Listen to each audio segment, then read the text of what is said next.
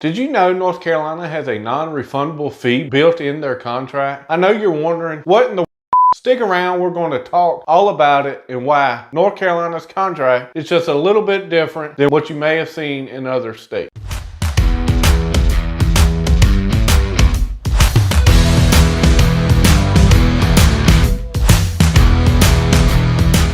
I'm Nicholas Newcomer, your favorite North Carolina realtor of all time. I help people buy, sell, and invest in this great state. Today, we are going to go over the two biggest questions I get when a client makes an offer on a property. What is due diligence fee? What is earnest money? And how much will they cost me? Let's dive in to answer some of these questions. The due diligence fee, that's a little bit different than a lot of other real estate contracts used throughout the country. North Carolina still has an earnest money deposit here. The due diligence fee is paid directly to the sellers and it is completely non-refundable. If you cancel the contract for any reason, I know you're thinking, all right, if you enter into a real estate contract and you give that due diligence fee, it's non-refundable. Yes, that is correct. And another fact is the due diligence is due as soon as the sellers agree to the terms of your offer. Now, I know you're wondering what the due diligence fee is designed to do. It is a negotiable fee between the buyer and the sellers to get the contract accepted by both parties. Along with that fee, there's also a negotiated time period that you will do all of your inspections, appraisals, anything that you really are conducting your due diligence, like a home inspection, but anything that could make you not want to buy the house. You want to do all those inspections, appraisals, anything else during that amount of time. We will talk about what type of inspections you may want to consider in just a little bit. If you choose you do not want to complete this transaction for any reason, like you decide you don't like the paint on the walls or you just had a bad dream about the house and decide, I don't want to buy the house anymore, you don't have to. You can walk away at any time. However, that due diligence fee will be forfeited. It's gone. The only way that you can possibly get your due diligence fee back is if you can prove that the seller has willfully misrepresented the house. Not that they didn't know about something and it came up during the inspection. Just because a property doesn't inspect here, like I hear in a lot of states, doesn't mean you get your due diligence fee back. North Carolina is a buyer beware state. The sellers do not have to fix anything or tell you anything about the property. Now, we also have earnest money as well. Earnest money is held by a third party. Typically here in the state of North Carolina, it's either going to be by your real estate brokerage agency, but most of the time held by the closing attorney. We do not close with title companies here. We close with attorneys. They're going to be that third party that's holding that earnest money fee in escrow. If you go through with the transaction, both the due diligence fee and the earnest money deposit will get credited back to the buyer at the closing towards your down payment, closing costs, anything like that, as long as you complete the transaction. It's not that you're throwing all that money in the trash. It does come back to you. Earnest money fee is a little bit different. Like I said, the due diligence fee and the due diligence period, the time period where you need to do all your inspections, and that is negotiated between the buyer and the seller. Everything is negotiable. You can even request for a longer due diligence period if you need it. Now, the seller may not agree or they may ask for more due diligence money. If you terminate the contract before the due diligence period is over, the earnest money will be credited back to you. Now, if you terminate and walk away after the due diligence period, the earnest money will be forfeited and go to the sellers as liquidated damages. It keeps everyone from going to court when buyers terminate the contract. Now, you give this due diligence deposit and it's non-refundable. The next question you are thinking, well, how much money will I need for due diligence fee? Well, that can vary widely depending on how long has the property been on the market, how much is the property of your interest, and what's the sales price. Is the property closer to the city? Is it out in the county? What type of property is it? All those things can influence how much you're going to put down for due diligence. Back in 2018 and 2019, I'd say for a typical $300,000 single family home, you were looking anywhere from $750 to $1,000 for due diligence. But we all know what happened when the pandemic hit and the housing market went nuts. The due diligence fees went with it. Like other parts of the country are waiving inspections and all all those other things. What we saw here locally is our due diligence fees really started to climb for a $300,000 house in the last year. So it's not uncommon for buyers to be giving a non-refundable check to the sellers in the amount of $10,000 or more. The most I've seen was $25,000 for a $397,000 home last year. I expect we may see some relief in the due diligence. If the market slows down a little, people use the high due diligence to make their offer stand out from everyone else's. I've even seen some in the six figures. It really all depends on that buyer and how much they want the house. There's always somebody who may be willing to make a decision that you're uncomfortable with. Now, my advice is in that sort of situation where if you're really not comfortable offering a certain number, don't offer it. The home will present itself in time. But again, the due diligence fee is non-refundable, so always think about that when you're out looking at homes. Now, you are spending a lot more time looking at what I call the big ticketed items, like your roof, the age of the windows, the age of the HVAC, what does the foundation look like, if you have any obvious water intrusion. Those can be big red flags that may tell you that I don't want any part of this house. Or maybe you just love the area, you love how everything is situated, and you're willing to take on a project. But when you're first viewing of the house, that's what I'm most focused on. I'm more focused on the cosmetic. You know if that will fit you or not, and you'll know whether you're willing to take on a small project to go ahead and make the home feel more like you. The big ticket items like a big roof repair may kill a deal for some people. So that's my duty to you to let you know, hey, this roof is 20 years old and it's a 25-year roof. You're going to have a big cost here in the next couple of years that you need to think about. And that's going to go into your decision making, whether we make an offer or not. I look at all the seller disclosures to try to determine the age for the big items. However, in North Carolina, it's a buyer beware state, and the sellers can check no representation when this happens and you fall in love with the house and go under contract. A home inspector will be able to give you an estimate age for each of those big items. So as I mentioned, there's a lot of things you can be doing during the due diligence period. If your home's on septic, you'll want to get a septic inspection. Definitely going to recommend a whole home inspection, a radon test, termite and pest inspection, pool and spa inspection, roof inspection, or a HVAC inspection. If you're on well water, you'll probably want to do a water quality test. There's all sorts of different things. We have a disclosure form called the professional services disclosure. Shows all these different things that you could be doing during the due diligence process. This is a pretty short video. I just wanted to make you aware. I get this question a lot from people that move from other states. They don't have due diligence. They typically just have earnest money. And if a home doesn't inspect or appraise, they can get it back. Again, we have due diligence and we also have earnest money. Earnest money is refundable if you choose to terminate the contract before the end of the due diligence period. But with the money the market has been, the due diligence fee is relatively high number. At this moment, we may see that cool off. I'm not going to really try to predict that, but as inventory starts to build back up and we have more homes on the market, more options, it should start to decrease maybe a little bit over time. So that might be something that can be a positive for you as a buyer. Interest rates are rising, but maybe those due diligence fees decline a little bit to where you're more comfortable. If you enjoyed this video, hit the like button, and to see more videos like this one, hit the subscribe button. I release new videos every Friday. If you have any questions or looking to buy, sell, or invest in the area, call or text me at 336-266-8976 or email me at nicholas.newcomer@exprealty.com. I hope you have seen some value in this video, and I look forward to seeing you in the next video.